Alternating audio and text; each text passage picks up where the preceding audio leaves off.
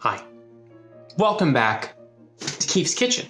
This week, I'm making some fall, okay. Rewind.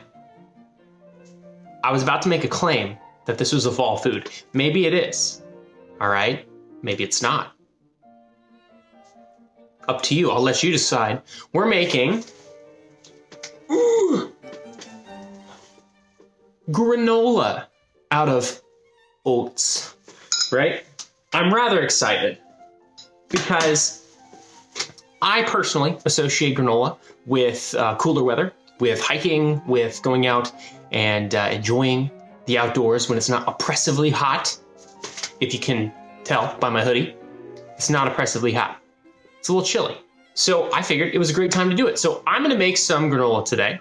The ingredients are kind of up to your interpretation. One thing that is not, you need oats, all right? So I've got some old-fashioned, regular old oats right there. I've got some nuts. I don't have any fruit because I don't want fruit. But I do have 3 different kinds of nuts and some pumpkin seeds, some honey for sweetness, some cinnamon for spiciness, and I'm using coconut oil, unrefined coconut oil. So I'm excited about this. I hope you are too. That's enough talking. Let's start cooking granola. Go.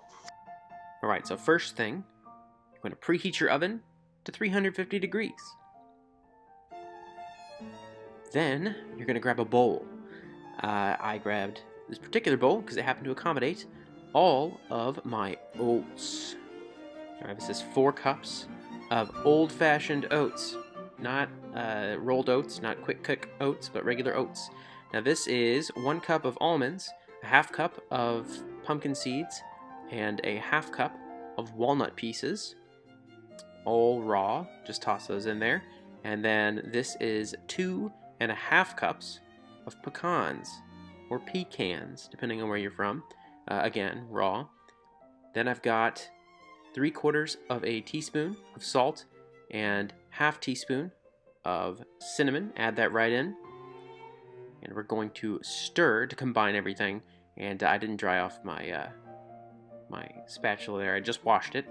And you don't want to stick a wet spatula into this particular batch. It'll get everything stuck to it. It'll be nasty. So stir to combine. This will take just a couple minutes. You want to stir and combine really nicely so that when you add in your honey and oil and vanilla, that it doesn't get clumped up. So here I've got a half cup of regular old honey.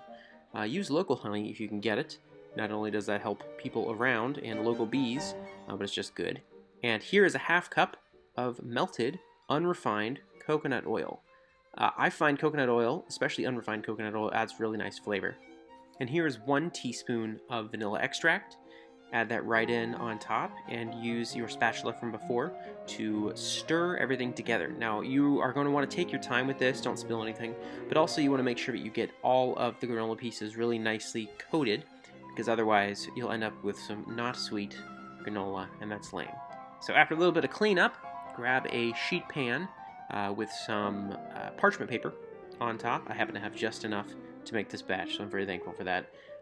And spread out your granola mix in a nice even layer right on top of that parchment paper. And here's where you could really kind of determine how crunchy you want to make it. So I could have spread this out into 2 different pans and made a thinner layer, but I really didn't want super crispy granola. So you'll notice that the granola layer that I spread out is a little bit thicker, and that even after baking it still stays a little bit soft, and I just prefer it that way. I don't want to bust a tooth with a really hard oat. But, you know, personal preference. If you want to spread it out a little bit thinner, it'll get, as a result, a little bit more crispy when it's in the oven. So, after making it into a nice layer and scraping the bowl to make sure you get all the oats, because, you know what? Money don't grow on trees, and neither does oats. Okay? It grows in fields. And I don't know if you looked outside, but all the fields have been harvested, so I can't find any more oats. So, make sure you use all your oats. Spread it out into a nice even layer, and then we will pop it in the oven, again at 350 degrees, for 22 to 24 minutes. Make sure at about 11 minutes, about halfway through cooking, you take it out and give it a stir. Otherwise, it won't cook all the way through properly. And after that 24 minutes, pull it out of the oven peek at the camera, and let it cool on your stovetop for at least, at minimum, 45 minutes. It's gonna be a hard time, all right? You're gonna regret making such a delicious mix and not being able to eat it. But trust me, you want it to cool down, and the wait will be worth it. And after that, feel free to eat as much as you like, because you're done. All right, my friends, the granola has been drying, and by drying I mean cooling, for the last 45-ish minutes. Here is some that I have gotten off of the pan behind me, and I'm pretty excited, to be honest. I tasted a little bit of it, full disclosure, as it was cooling, and it tasted pretty good. But yeah, I'm gonna try some more. So I have a little cluster here. It's got some of pretty much everything. So I'm gonna give it a taste.